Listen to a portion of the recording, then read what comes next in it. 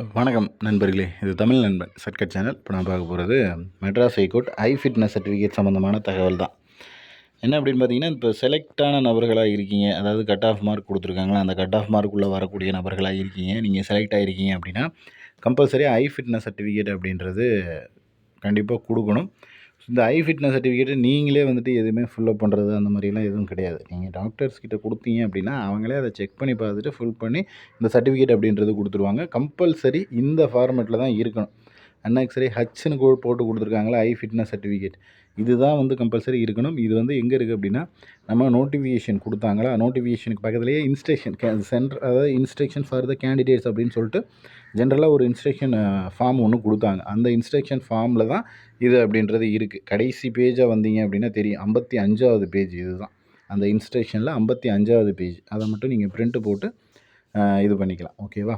So இந்த பேஜில் உங்களோட வேலை என்ன அப்படின்னா, ஃபோட்டோ மட்டும் ஒட்டணும். ஸோ ஃபோட்டோ ஒட்டியிருக்கணும். அதில் வந்து signature of the medical officer, அதாவது டாக்டரோட கையெழுத்து அப்படின்றது ஃபோட்டோ மேலே இருக்கணும் அப்படின்றத வந்து மென்ஷன் பண்ணியிருக்காங்க. என்ன சொல்கிறது, இங்கேயும் அதே தான் சேம் மென்ஷன் அதுதான் கொடுத்துருக்காங்க. சிக்னேச்சர் இந்த photograph and part of the certificate. So இதில் வந்து ஃபோட்டோவிலையும் கையெழுத்து இருக்கணும். கீழே மற்றது எல்லாத்தையுமே அவங்களே ஃபில் பண்ணிப்பாங்க. நீங்கள் வந்து இது பண்ணணும் அப்படின்றது இல்லை. கீழே இங்கே வந்து சைன் இருக்கணும், ப்ளஸ் வந்து சீல் இருக்கணும். ஸோ அதை வந்து மென்ஷன் பண்ணியிருக்காங்க. ஸோ இதுதான் வந்து அந்த medical fitness certificate, fitness certificate அப்படின்றது. ஓகேங்களா? ஸோ இதை வந்து டாக்டர்ஸ் கிட்ட தான் வாங்கணும். நீங்கள் எதுவும் ஃபில் பண்ணக்கூடாது. உங்களுடைய வேலையை ஃபோட்டோ மட்டும் ஒட்டிட்டு எடுத்துகிட்டு போங்க.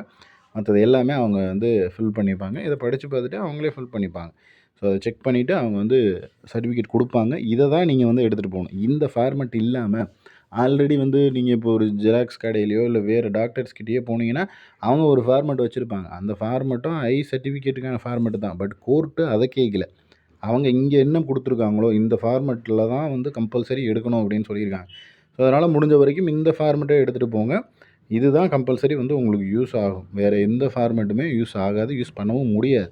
ஸோ அதனால் இந்த ஃபார்மெட்டை நீங்கள் எடுத்துகிட்டு போயிட்டு சப்மிட் பண்ணுங்கள். கண்டிப்பாக சர்டிஃபிகேட் வெரிஃபிகேஷன்லேயும் அடுத்த கட்ட நகர்வுக்கான ப்ராக்டிக்கல் டெஸ்ட்லேயும் இது இருக்கணும். இருந்தால் தான் உங்களால் அடுத்த இதுக்கு மூவ் பண்ண முடியும் அப்படின்றத தெரிஞ்சுங்க. இதில் வேறு ஏதேனும் சந்தேகங்கள் இருந்துச்சு அப்படின்னா கீழே கமெண்ட் பண்ணுங்கள். அதே போல் இந்த ப்ரியாரிட்டி P1 P2 அப்படின்னா என்னென்னு நிறைய டவுட் மறுபடியும் கேட்குறீங்க. நான் ஆல்ரெடி சொல்லிட்டேன் அந்த வீடியோலேயே.